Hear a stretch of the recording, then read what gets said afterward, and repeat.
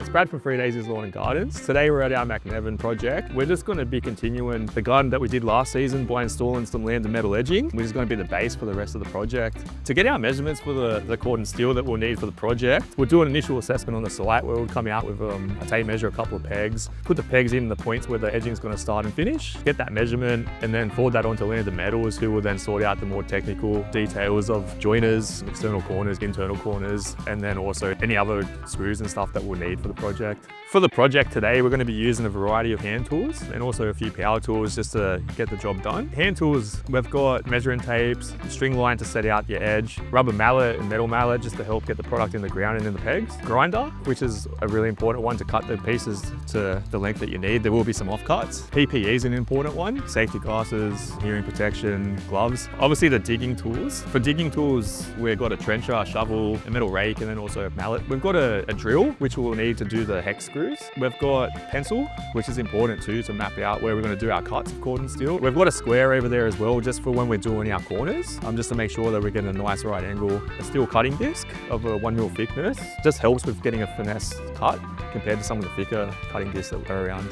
For today's project, we're using 130mm pieces of Corten in height. The client would like to have around 50mm showing just to kind of box in the garden bed and have a little bit of Corten showing from the outside to frame it. Our general rule that we try and follow is to get about 80mm in the ground, which will help with your grass control getting into the garden beds, more of your invasive grasses like quercus. You can go a little bit deeper as well, but we kind of try and follow the 80mm. We find the lander edging system really versatile, and for us, a really great system to install due to the components and how they're structured. Today we'll be using pegs, joiners, and then also our lengths of Corten steel to get our border and also bend back into the design that we already have, which is going to complement this garden by flowing down the side. For the extension of this project, our preparations involve poisoning the existing grass, so you definitely want to give it a good dose of poison just to make sure that nothing's going to pop up. In regards to the edging prep, we've cultivated down to about 100mm, which will give us some room to play with the edge installation. We've used a trenching shovel just to tidy up the edging, which gives us a bit of room to play with each side to backfill as well, which is important to get a nice stable edge at the end of the installation.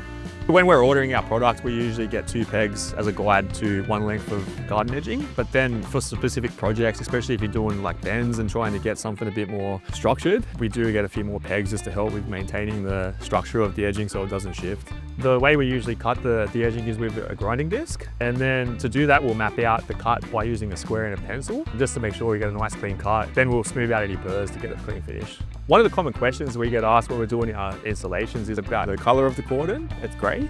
The reason is it is treated on the exterior just to only rust on the exterior. And then over time, once we install the product, within a few weeks, you usually start seeing some decent weathering. Time periods of the weathering of the product can vary. Closer to the ocean, I've seen rust a lot quicker than closer to the escarpment. Product will show signs of rusting pretty quick. One of the things that we can recommend to speed up the weathering process to get that nice patina, using a mixture of vinegar and water. We'll usually wet the edging and then recommend to wet it ongoing for the next week or two. A few weathering cycles, but we'll definitely start to show the effects of the patina.